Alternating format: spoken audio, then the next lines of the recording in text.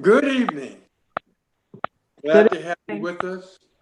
We're going to continue with our study on Psalms 121. And our theme for the couple weeks is where are you looking for help? Where are you looking for help? So let's look at Psalms 121 again. Psalms 121 reads, I will lift up mine eyes into the hills, from whence cometh my help. My help cometh from the Lord, which made heaven and earth. He will not suffer thy foot to be moved. He that keepeth thee will not slumber. Behold, he that keepeth Israel shall neither slumber nor sleep. The Lord is thy keeper. The Lord is thy shade upon thy right hand. The sun shall not smite thee by day, nor the moon by night. The Lord shall preserve thee from all evil. He shall preserve thy soul. The Lord shall preserve thy going out and thy coming in from this time forth and even forevermore. So let's look at what we discussed last week. Last week, we concentrated mostly on verses 1 and 2. And we used 1 Samuel, the 23rd chapter, verses 1 through 14, to help us with a little deeper understanding of what was David talking about when he said he shall look to the hills from cometh my help. When we discussed 1 Samuel 23, 1 through 14, we stated that God protected David. And we looked at how did he do that. We stated how God not only protected David, but because of his love for David, he also protected David's army and the city of Keilah. Then we discussed how even though David was in a place where there was only one way out, God made a way for him to escape. So tonight, we're going to concentrate on verses 3 through 6 of Psalms 121. So let me read that again. 3 through 6 says, first verses 3 and 4, it says, He will not suffer thy foot to be moved. He that keepeth thee will not slumber. Behold, he that keepeth Israel shall neither slumber nor sleep. When you look at the Good News translation of that same verses 3 through 4, it says, He will not let you fall. Your protector of Israel never dozes or sleeps. In the King James Version, when we look at our foot not being moved, the foot is the foundation of the body. The foot keeps us steady. The foot is used to provide the direction that we should go. If God would not suffer us to be moved, he will not let our foundation to be moved or be disturbed. He will not let anything disrupt our directions that he has planned for us whenever we follow his will. So if our foot foundation is kept, so will our head and our hearts. Our whole body is protected by God. When we're looking at the hills, when your foot is on the solid foundation, you will not fall. A single false step on a hill can be dangerous to you. But when you have God on your side, he has you secure. Let's look at Psalm 66 and 9. If someone has that, I'm going to ask if you can read that for us. Psalm 66 and 9.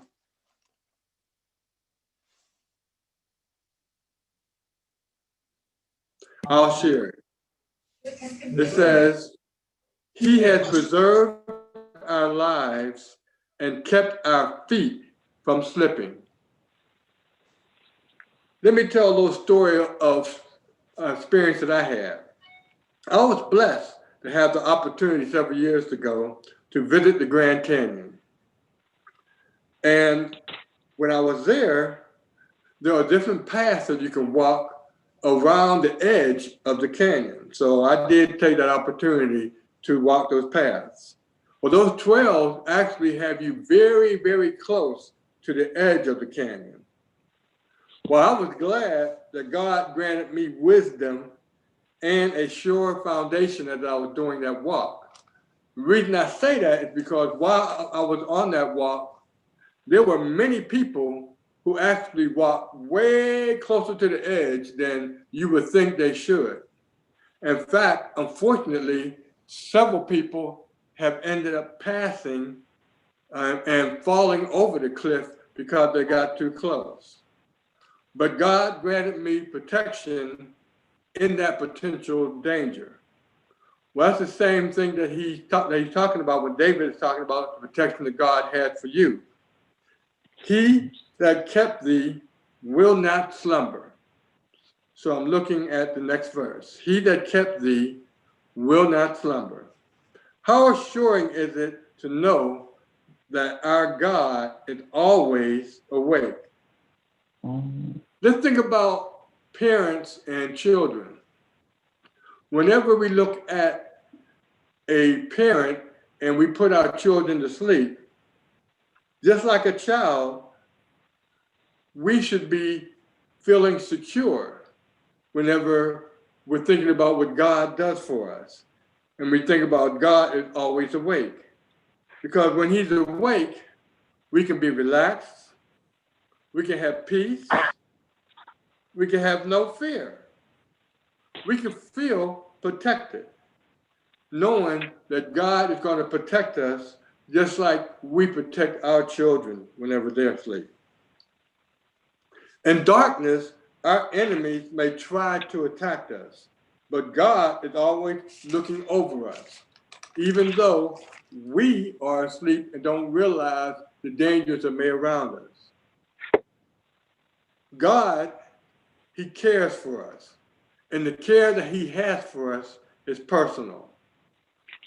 To slumber, you must trust God and have faith, just like our children have.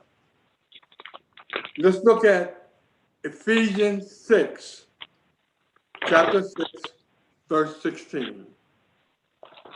It reads, above all, taking the shield of faith, you'll be able to quench all of the fiery darts of the wicked one.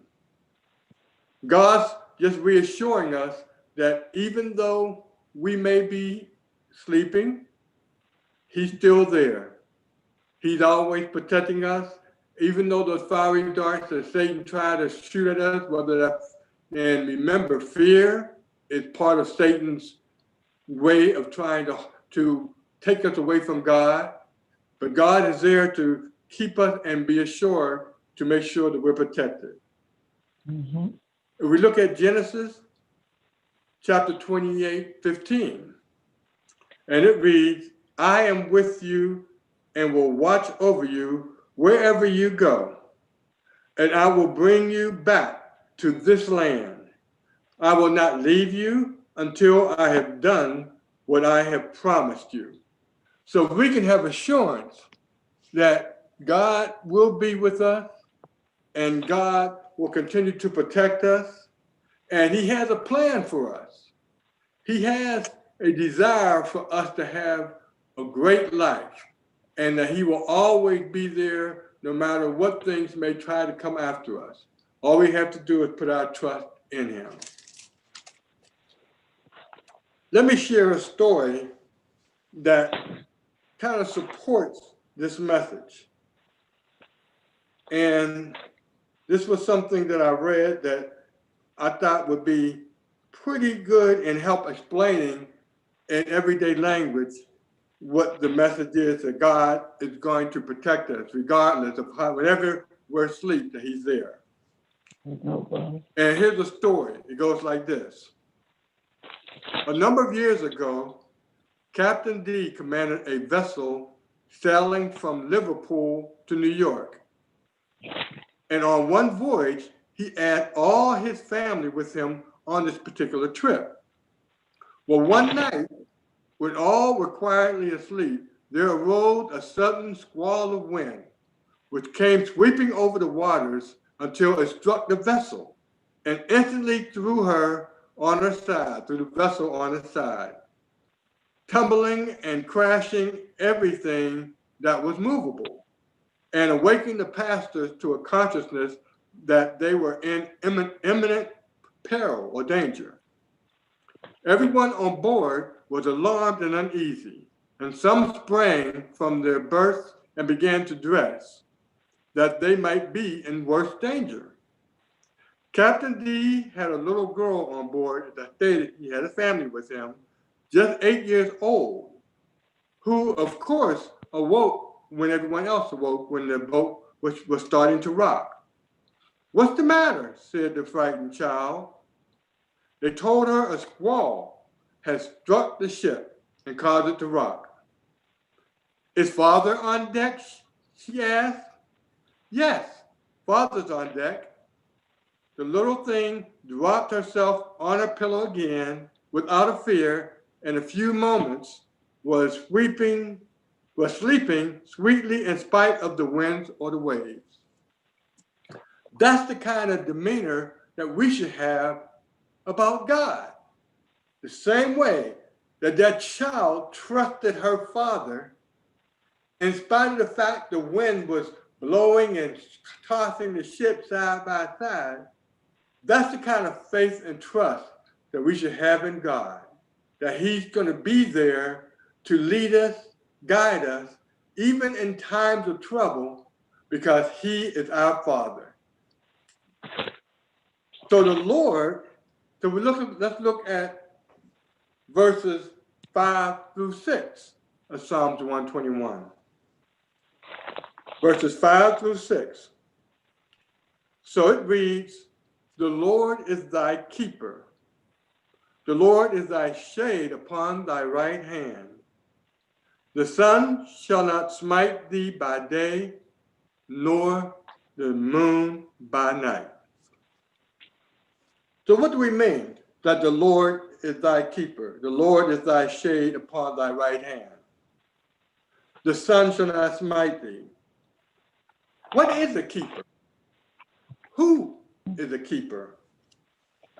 Well, when you look at the dictionary, Webster says that a keeper is someone who are responsible for something. A keeper is a caretaker, someone whose job is to maintain something. Another definition, when we think of keeper, is a keeper. If we hear the phrase that he or she is a keeper, what do we mean by that?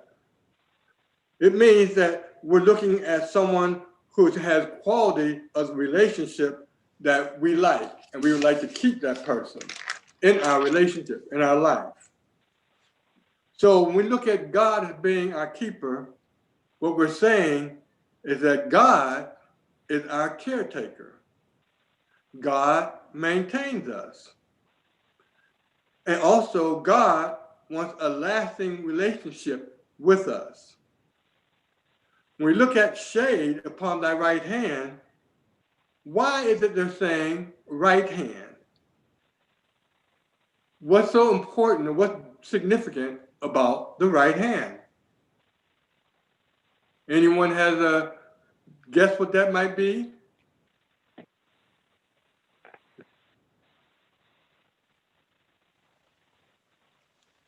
Okay, well, let's look at this. When we say the right hand, shade gives protection from burning, heat, and glare, which may blind you. Also, when we look at shade, shade is a shield for use, or in this case, we're saying that God puts a shade for our right hand. We're saying that the right hand is used more than the left hand, particularly for people who are right-handed. The hand which has the most labor, we're saying that God is protecting that hand just like he protects us.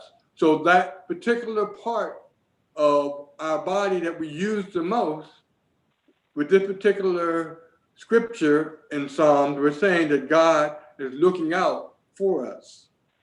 God is as near to us as a shadow. We are as safe as angels by God looking out for us. God is our keeper. God is our shade.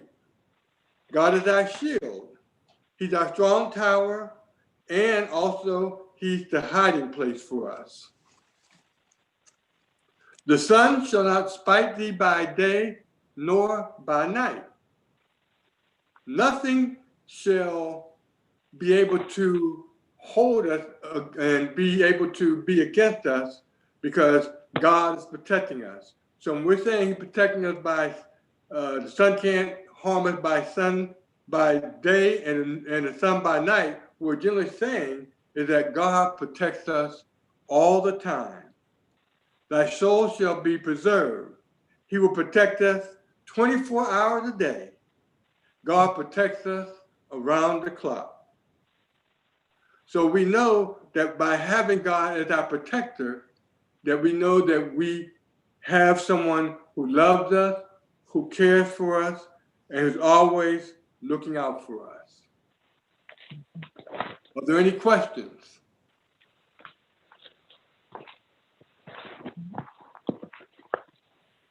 Okay, if there is none, mainly that's what I wanted to concentrate on for tonight. So tonight, at the summary, what we stated was our God keeps us. We said that he does not slumber. We said that he watches us 24 hours a day. And even through good and bad times, like the young lady, we know God is our Father. And no matter how things may be rocking, may shake us, God is going to be there, and God is going to look out for us. He keeps us, he protects us. Nothing can harm us whenever we're under God's protection. So in closing, I just wanted to remind you that this month is Breast Cancer Awareness Month. So that's kind of why I'm wearing my pink today, in that we want to encourage each other, particularly ladies, when we're talking about getting checked up for breast cancer.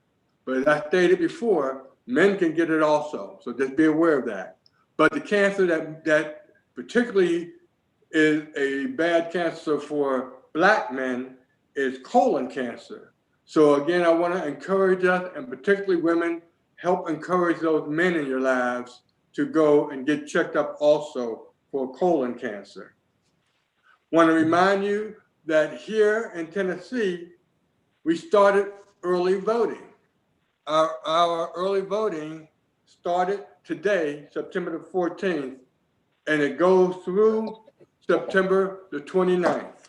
And it's encouraging to see, if you're looking at the news, that a lot of people are out there voting. In fact, I went through past there today, and there was a very good long line, and which is encouraging. People are exercising their right to vote. Last but not least, I want to share with you that next week we will not have class, because next week is going to be the beginning of our Tennessee annual conference. So we'll renew the class on October the 28th. And then we will finish up the lesson, and we'll look at the last two verses of Psalms 121, verse 7 and 8. And we'll just continue with our study, knowing and asking you, where are you looking for help? Are there any questions? If there are none, that's all that I have for tonight. Have a great day. Thank you, Brother Willie. Thank you. We thank you, Exhorter Nelson, for our lesson tonight. We were blessed, and we hope that you all were blessed as well. We would like for you to join us on Sunday for our Pink Sunday. We will be honoring those who have fought the fight of breast cancer and are still fighting the fight of breast cancer on Sunday. So we encourage everyone to wear their pink. Also, if you have any prayer requests or prayer concerns, you may call or text 931-548-6525, and you will be connected directly with Pastor Ogilvy. Again, that is 931-548-6525. Thanks, and have a blessed night.